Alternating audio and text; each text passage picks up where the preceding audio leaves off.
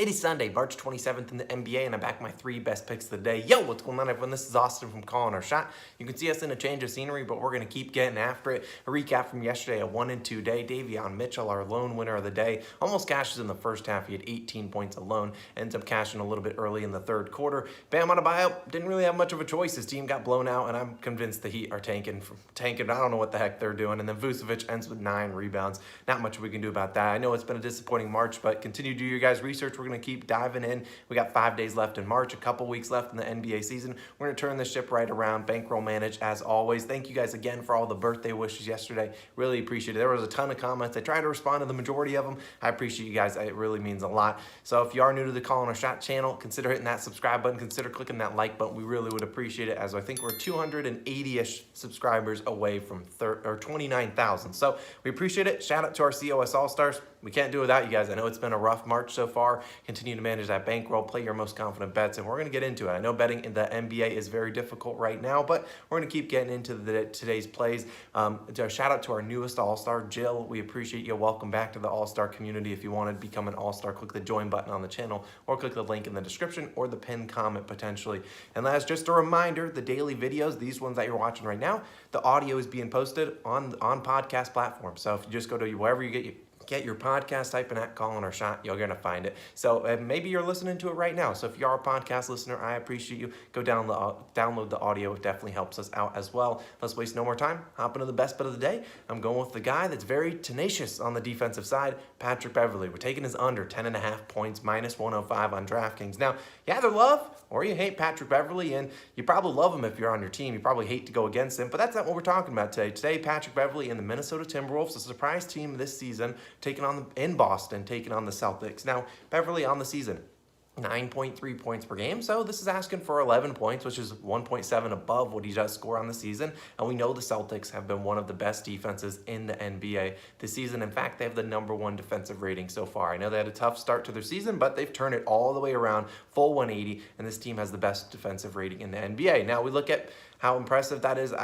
It's very, very impressive, and they're trying to go for that #1 seed as they have a chance to get up to that, as they're only a couple games out of that, as the Heat are just absolutely tanking. I don't know what the heck they're doing, but we've seen the Celtics blow out many teams recently, including some good teams like the Utah Jazz, so a blowout is a way that Pat Bev could go under in this one. He's not going to play any garbage time minutes, and for what it's worth, the Celtics are 6-point favorites today. Now, there's a couple different ways Beverley can go under. There's a lot of different ways people can go under, but #1 is a blowout, like we talked about. #2, foul trouble. We all know Pat Bev, we love him, but this guy's a guy that, if they're calling ticky-tack fouls, this man's either getting ejected or he's getting fouled out in the first couple minutes because he's a very tenacious defender. And I don't know exactly who he will guard today. I don't imagine he guards Marcus Smart. I imagine he either guards Jaylen Brown or Jason Tatum. I know Jason Tatum has a size advantage, but look, Pat Bev doesn't care. And #3, he just could not be shooting too well. 11 points is above his season average. He's under this line in 4 straight games, and in 17 of his last 25 games, he's under. And the teams he said it's over against are teams like the Spurs, the Lakers, the Hornets, the Pacers, the Pistons.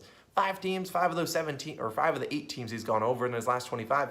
They don't play any defense. So we look at the Celtics team, obviously a great defensive team. The big 3 are back with D'Angelo Russell, Anthony Edwards, and Cat. Look, I don't see Beverley getting a ton of open looks, and Beverley is under this line in 35 of 53 games this season, 66% of the time. It's going to be a tough task to get score against the Celtics, who over the last 30 games allowed the 5th fewest points per game to point guards, the 4th fewest points per game to shooting guards. And look, against Boston in his career, under in 5 of his 8 games against them. He's only gone over once in Boston in 5 career games. Sharper books have this under at minus 135. So we're getting a plus EV bet at minus 105 on DraftKings. I'll take it. Pat Bev under 10.5 points, best bet of the day. Now let's move on to another one. It's another 10.5 point line, or another 10.5 line. We're taking the under. DeAndre Ayton under 10.5 rebounds, minus 115 on points bet. Now, Ayton, I got to give him some credit. Very good as of lately, but this matchup, not that good for him. Obviously, the Phoenix Suns are at home taking on the Sixers. And the obvious immediate reply,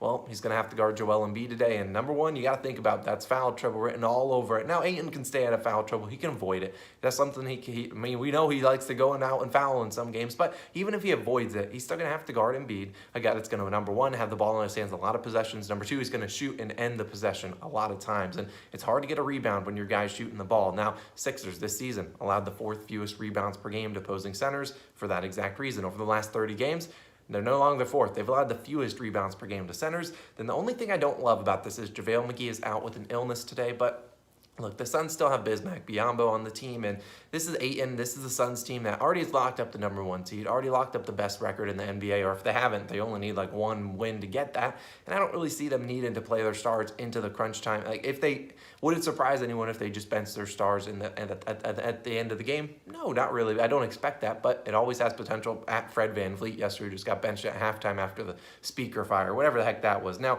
you look at Ayton's performance. Overall this season, he's under in 30 of 53 games, 56.6% of the time, and that includes 18 of his last 25 games. Now, the teams in the last 25 that he said is over against are teams that give up a ton of rebounds. The Magic, the Lakers, the Wizards, the Clippers, the Rockets. Get the point. He gets rebounds against teams that give him up. He doesn't get a lot of rebounds against teams that don't give up center or rebounds. And against Embiid, his last 3 matchups against him, 6, 5, and 6 rebounds. The 6 coming just a couple weeks ago when they were in Philly taking on the process. Now, look, he's not even gotten near that 11. And if you look at people, and you saw him against Nikola Jokic just last game, 7 rebounds, 5 fouls. Now, I'm not necessarily banking on foul trouble here, but it is a recipe to go under. And we've seen in his last 3 games against the Nuggets and Nikola Jokic, just 7, 8, and 6 rebounds against him. Obviously, the Nuggets are one of the teams that allows the fewest rebounds per game to centers. Now, out of the last 25 centers to take on the Sixers and play 25 plus minutes, which is what Ayton should play today, I just wanted to factor out all the guys that play like 10 minutes because I don't want to count their stats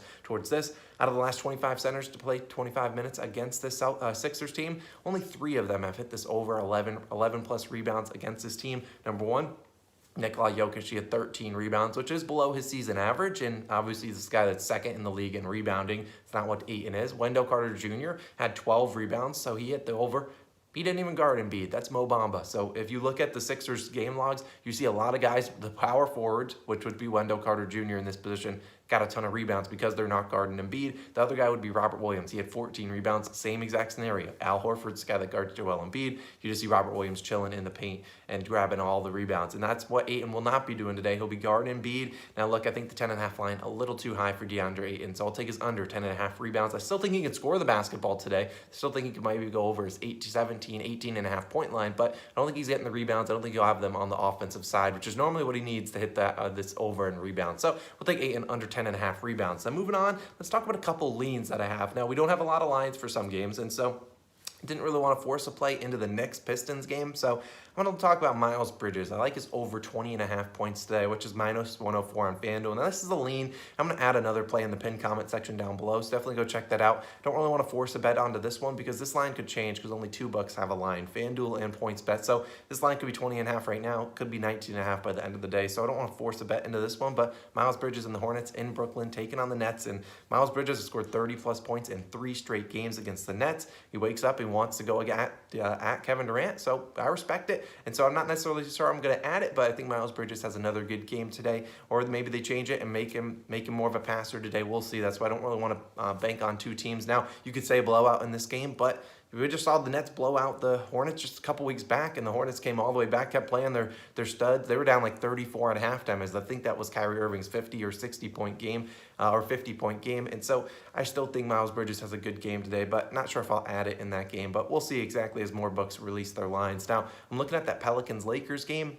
I'm going to wait for some lines because, one, we don't know if Brandon Ingram's playing. We don't know if LeBron James is playing, and those are 2 big guys. But if both those guys, if LeBron is active, which I think he will be active, we might be looking at Westbrook's over in assists again. I think Westbrook can get that over. I think it'll be about 6.5 a line. But if Westbrook's the only guy active and LeBron's inactive, I'm not taking Westbrook again today. Now, we obviously just saw DeJounte Murray have, I think, 13, a bunch of assists versus this Pelicans roster. And then obviously if Brandon Ingram's out, CJ McCollum, another guy that we'll be looking at his points plus assists line. He's obviously been crushing it recently without Brandon Ingram. I think he crushes it against a weak Lakers defense. And then the last game, I'm going to look at Wizards versus Warriors. I'm looking at Jordan Poole and his points plus assists line, or Klay Thompson's over in points or threes. Both these guys playing pretty well as of late without Stephen Curry. Draymond Green's obviously active. Wizards aren't that good, but but we've seen the Warriors kind of blow a lot of games. So I think the Wizards, this game might be closer than people think. I mean, the Warriors have not been blowing out teams, but Jordan Poole been playing very well. I don't really think the Wizards have much to stop him. So we'll be looking at both of those two guys. I think both of them will have pretty good games, but I want to see exactly what lines they get. And if the lines aren't favorable, we're not going to force a play just so we have 3 in the day. At the worst, we'll have our 2 plays, Pat Bev under 10.5 points and DeAndre Ayton under 10.5 rebounds. We'll see if we add a third play. Check the pinned comment section down below. Make sure you're following us on Twitter at Calling Our Shot. Hopefully we have a profitable day. I'm feeling the picks today. We'll take some more unders as the closing weeks of the season go on. I appreciate you guys for always tuning in, showing all your support. I know it's been a rough March so far, but we're going to keep turning it around. We're still profitable in the season, but I know if you just discovered our channel in March, you're like, this guy stinks. And I don't blame you because I have not been that great this March, but we're going to turn it around. I promise you that. I'll see you guys in the next one. Peace.